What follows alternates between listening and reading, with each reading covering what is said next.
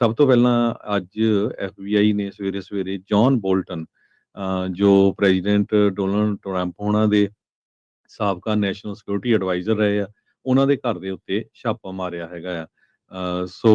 ਕਾਰਨ ਕੀ ਆ ਵੀ ਪਿਛਲੇ ਕਾਫੀ ਸਮੇਂ ਤੋਂ ਜੋ ਜੌਨ ਬੋਲਟਨ ਆ, ਉਹ ਟਰੰਪ ਹੋਣਾ ਦਾ ਵਿਰੋਧ ਕਰਦੇ ਆ ਰਹੇ ਆ, ਖਾਸ ਕਰਕੇ ਰਸ਼ੀਆ ਦੇ ਮਾਮਲੇ 'ਚ ਵੀ ਰਸ਼ੀਆ ਵਾਲੇ ਕਦੇ ਵੀ ਲੜਾਈ ਨਹੀਂ ਬੰਦ ਕਰੂਗੇ, ਰਸ਼ੀਆ ਨਾਲ ਸਾਨੂੰ ਇੰਨੀ ਫਰੈਂਡਸ਼ਿਪ ਨਹੀਂ ਬਣਾਉਣੀ ਚਾਹੀਦੀ ਹੈਗੀ। 2018 ਤੋਂ ਲੈ ਕੇ 2019 ਤੱਕ ਜੋ ਜੌਨ ਬੋਲਟਨ ਆ ਬੜੇ ਪੁਰਾਣੇ ਐਡਮਿਨਿਸਟ੍ਰੇਸ਼ਨ 'ਚ ਕੰਮ ਕਰਨ ਵਾਲੇ ਬੰਦੇ ਆ। ਨੈਸ਼ਨਲ ਸਿਕਿਉਰਿਟੀ ਐਡਵਾਈਜ਼ਰ ਰਹੇ ਆ। ਉਸ ਤੋਂ ਪਹਿਲਾਂ ਯੂਐਨਓ ਦੇ ਵਿੱਚ ਵੀ ਉਹਨੇ ਕੰਮ ਕੀਤਾ ਆ। ਉਹ ਐਂਬੈਸਡਰ ਵੀ ਰਹੇ ਆ। ਸੋ ਬਹੁਤ ਨੌਲੇਜ ਹੈਗਾ। ਸੋ ਇਹ ਲੱਗਦਾ ਆ ਵੀ ਜੋ ਵਿਰੋਧ ਕਰ ਰਹੇ ਆ ਉਹ ਟੀਵੀ ਸਟੇਸ਼ਨਾਂ ਤੇ ਜਾ ਕੇ, ਉਹਨੂੰ ਲੈ ਕੇ ਹੀ ਇਹ ਜਿਹੜਾ ਹੁਣ ਐਫਬੀਆਈ ਨੇ ਜੋ ਛਾਪਾ ਮਾਰਿਆ ਹੈਗਾ। ਕੈਸ਼ ਪਟੇਲ ਜੋ ਐਫਬੀਆਈ ਦੇ ਡਾਇਰੈਕਟਰ ਹੈਗੇ ਆ, ਉਹਨਾਂ ਨੇ ਇਹ ਕਿਹਾ ਆ ਵੀ ਨੋ ਵਨ ਇਜ਼ ਅਬਵ ਦ ਲਾ, ਕੋਈ ਵੀ ਲਾ ਤੋਂ ਉੱਤੇ ਹੈ ਨਹੀਂ। ਤੇ ਅਸੀਂ ਜਿਹੜਾ ਆ ਇਹ ਉਹਨਾਂ ਦੀ ਇਨਵੈਸਟੀਗੇਸ਼ਨ ਕਰ ਰਹੇ ਆ ਵੀ ਕਿਹੜੇ ਉਹਨਾਂ ਕੋਲ ਕਲਾਸੀਫਾਈਡ ਡਾਕੂਮੈਂਟਸ ਹੈਗੇ ਆ ਜਾਂ ਨਹੀਂ।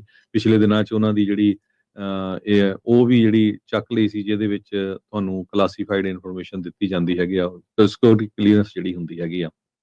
ਅਟਾਰਨੀ ਜਨਰਲ ਪੈਮ ਬੋਂਡੀ ਉਹਨਾਂ ਨੇ ਇਹ ਕਿਹਾ ਵੀ ਅਮਰੀਕਾ ਦੀ ਸੇਫਟੀ ਨੈਗੋਸ਼ੀਏਸ਼ਨ ਜਿਹੜੀ ਨੈਗੋਸ਼ੀਏਬਲ ਨਹੀਂ ਹੈਗੀ। ਜਸਟਿਸ ਵਿਲ ਬੀ ਪਰਸੂਡ, ਇਹ ਉਹਨਾਂ ਨੇ ਕਿਹਾ ਹੈਗਾ।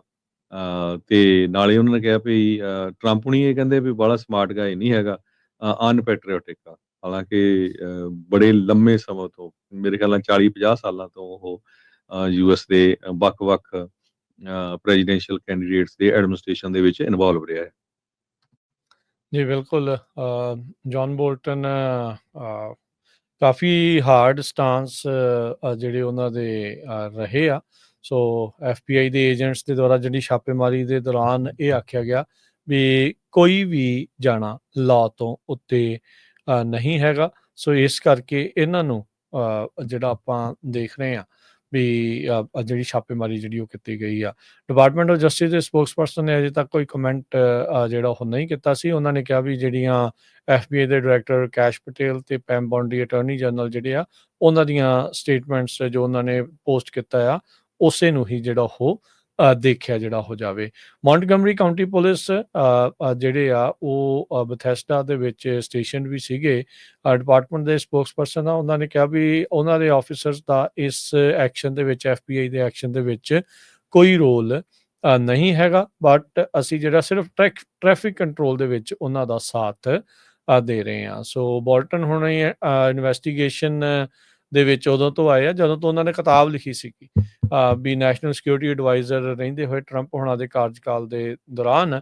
ਸੋ ਵੀ ਕਲਾਸੀਫਾਈਡ ਗਵਰਨਮੈਂਟ ਇਨਫੋਰਮੇਸ਼ਨ ਕਹਿੰਦੇ ਵੀ ਇਹਦੇ ਵਿੱਚ ਰਿਵੀਲ ਹੋ ਗਈ ਆ। 2020 ਦੀ ਜਿਹੜੀ ਇੱਕ ਕਿਤਾਬ ਸੀ, ਇਹ ਕਿਤਾਬ ਨੂੰ ਰੋਕਣ ਦੀ ਵੀ ਕੋਸ਼ਿਸ਼ ਕੀਤੀ ਗਈ ਸੀ, ਪਰ ਉਸ ਕੋਸ਼ਿਸ਼ ਨੂੰ ਇੱਕ ਅਦਾਲਤ ਨੇ, ਇੱਕ ਜੱਜ ਨੇ ਜਿਹੜਾ ਉਹ ਨਾ ਕਰ ਦਿੱਤੀ ਸੀਗੀ। ਸੋ ਇੱਕ ਪੈਰਲਲ ਕ੍ਰਿਮੀਨਲ ਇਨਵੈਸਟੀਗੇਸ਼ਨ ਡੀਓਜੇ ਨੇ ਵੀ ਕਹਿੰਦੇ ਕੰਡਕਟ ਕੀਤੀ ਆ। ਕਲਾਸੀਫਾਈਡ ਇਨਫੋਰਮੇਸ਼ਨ ਕਿਸ ਤਰੀਕੇ ਦੇ ਨਾਲ ਹੈਂਡਲ ਜਿਹੜੀ ਉਹਨਾਂ ਨੇ ਕੀਤੀ ਆ।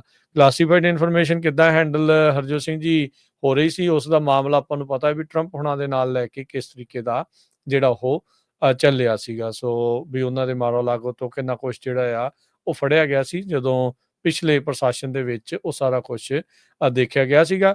ਬੋਲਟਨ ਹੋਣੀ ਕਾਫੀ ਕ੍ਰਿਟਿਕ ਹੁਣ ਟਰੰਪ ਹੋਣਾ ਦੇ ਜਿਹੜੇ ਉਹ ਬਣ ਚੁੱਕੇ ਆ ਕਿ ਇਹ ਸਿਰਫ ਤੇ ਸਿਰਫ ਇੱਕ ਖੁੰਦਕ ਕੱਢੀ ਜਾ ਰਹੀ ਹੈ ਜਾਂ ਵਾਕਿਆ ਹੀ ਕਲਾਸੀਫਾਈਡ ਇਨਫੋਰਮੇਸ਼ਨ ਜਿਹੜੀ ਇਹਨਾਂ ਦੇ ਦੁਆਰਾ ਰਿਲੀਜ਼ ਹੋ ਗਈ ਆ।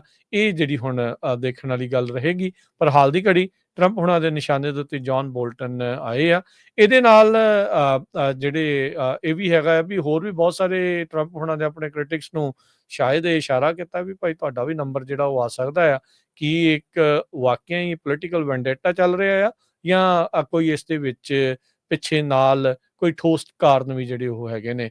ਟਰੰਪ ਉਹਨਾਂ ਨੇ ਬਹੁਤ ਵਾਰੀ ਜਿਹੜੇ ਇਹਨਾਂ ਦੇ ਸਾਬਕਾ ਨੈਸ਼ਨਲ ਸਿਕਿਉਰਿਟੀ ਐਡਵਾਈਜ਼ਰ ਬੋਲਟਨ ਆ ਉਸ ਨੂੰ ਵਾਰ ਮੌਂਗਰਰ ਤੇ ਫੂਲ ਤੱਕ ਵੀ ਜਿਹੜੇ ਸ਼ਬਦ ਆ ਉਹਨਾਂ ਦੇ ਲਈ ਵਰਤੇ ਆ ਤੇ ਇੱਥੋਂ ਤੱਕ ਵੀ ਕਿਹਾ ਸੀ ਵੀ ਇਹ ਡਿਜ਼ਰਵ ਕਰਦਾ ਆ ਜੇਲ੍ਹ ਟਾਈਮ, ਜਿਸ ਤਰੀਕੇ ਦੇ ਨਾਲ ਇਸਨੇ ਕਲਾਸੀਫਾਈਡ ਇਨਫੋਰਮੇਸ਼ਨ ਹੈਂਡਲ ਜਿਹੜੀ ਉਹ ਕੀਤੀ ਸੀ। ਸੋ ਜਿੱਦਾਂ ਆਪਾਂ ਦੱਸਿਆ ਵੀ ਟਰੰਪ ਹੋਣਾ ਦੇ ਉੱਤੇ 2023 ਦੇ ਵਿੱਚ ਉਹਨਾਂ ਨੂੰ ਕ੍ਰਿਮੀਨਲੀ ਚਾਰਜ ਆਲਰੇਡੀ ਜਿਹੜਾ ਉਹ ਕੀਤਾ ਗਿਆ ਸੀਗਾ।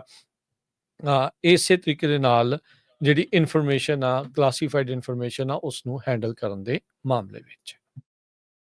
ਸੋ ਬਿਲਕੁਲ ਜਿਹੜੇ ਜੌਨ ਬੋਲਟਨ ਆ ਉਹ ਟਰੰਪ ਉਹਨਾਂ ਦੇ ਨਾਲ ਐਗਰੀ ਵੀ ਕਰਦੇ ਰਹੇ ਆ ਤੇ ਉਹਨਾਂ ਦਾ ਸਟਰੋਂਗਲੀ ਵਿਰੋਧ ਵੀ ਕਰਦੇ ਰਹੇ ਹੈਗੇ ਆ। ਪਿਛਲੇ ਦਿਨਾਂ ਦੇ ਵਿੱਚ ਜਦੋਂ ਟਰੰਪ ਉਹਨਾਂ ਨੇ ਈਰਾਨ ਦੇ ਉੱਤੇ ਅਟੈਕ ਕੀਤਾ ਸੀ, ਉਸ ਟਾਈਮ ਦੇ ਉੱਤੇ ਜੌਨ ਬੋਲਟਨ ਨੇ ਕਿਹਾ ਸੀ ਵੀ ਇਹ ਬਹੁਤ ਵਧੀਆ ਕੰਮ ਕੀਤਾ ਹੈਗਾ, ਇਹ ਸਾਨੂੰ ਪਹਿਲਾਂ ਹੀ ਕਰਨਾ ਚਾਹੀਦਾ ਸੀ, ਇਹਦੇ ਨਾਲ ਮਿਡਲ ਈਸਟ ਦੇ ਵਿੱਚ ਬਹੁਤ ਵੱਡੀ ਚੇਂਜ ਆਊਗੀ। ਇਸ ਤੋਂ ਬਿਨਾਂ ਰਸ਼ੀਆ ਦੇ ਸੰਬੰਧ ਦੇ ਵਿੱਚ ਉਹ ਟਰੰਪ ਉਹਨਾਂ ਦਾ ਬਹੁਤ ਜ਼ਿਆਦਾ ਵਿਰੋਧ ਕਰਦੇ ਰਹੇ ਹੈਗੇ ਆ।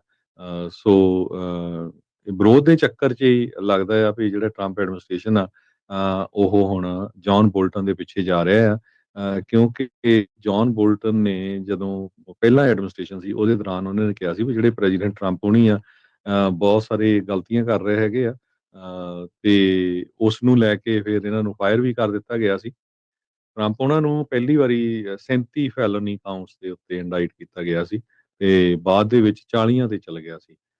ਸੋ ਅਲਟੀਮੇਟਲੀ 2024 ਦੇ ਵਿੱਚ ਇਹ ਕੇਸ ਜਿਹੜੇ ਆ ਡਿਸਮਿਸ ਕਰ ਦਿੱਤੇ ਗਏ ਸੀ। ਸੋ ਜੀ। ਈਵਨ 2022 ਦੇ ਵਿੱਚ ਬੋਲਟਨ ਉਹਨਾਂ ਨੇ ਟਰੰਪ ਉਹਨਾਂ ਨੂੰ ਇਹ ਕਿਹਾ ਸੀ ਵੀ ਇਹਨਾਂ ਦੇ ਕੋਲ ਲੈਕ ਆਫ ਕੰਪੀਟੈਂਸੀ ਆ ਤੇ ਪ੍ਰੈਜ਼ੀਡੈਂਟ ਬਣਨ ਦਾ ਜਿਹੜਾ ਆ ਕਰੈਕਟਰ ਨਹੀਂ ਹੈਗਾ। ਸੋ ਪਿਛਲੇ ਦਿਨਾਂ ਦੇ ਵਿੱਚ ਜਿਸ ਤਰ੍ਹਾਂ ਮੈਂ ਤੁਹਾਨੂੰ ਦੱਸਿਆ ਹੀ ਆ ਵੀ ਬੋਲਟਨ ਉਹਨਾਂ ਦੀ ਸੀਕ੍ਰੇਟ ਸਰਵਿਸ ਦੀ ਜਿਹੜੀ ਉਹਨਾਂ ਦੇ ਕੋਲ ਹੁੰਦੀ ਹੈਗੀ ਆਥੋਰਾਈਜੇਸ਼ਨ, ਉਸ ਨੂੰ ਰਿਵੋਕ ਵੀ ਕਰ ਲਿਆ ਗਿਆ ਸੀ।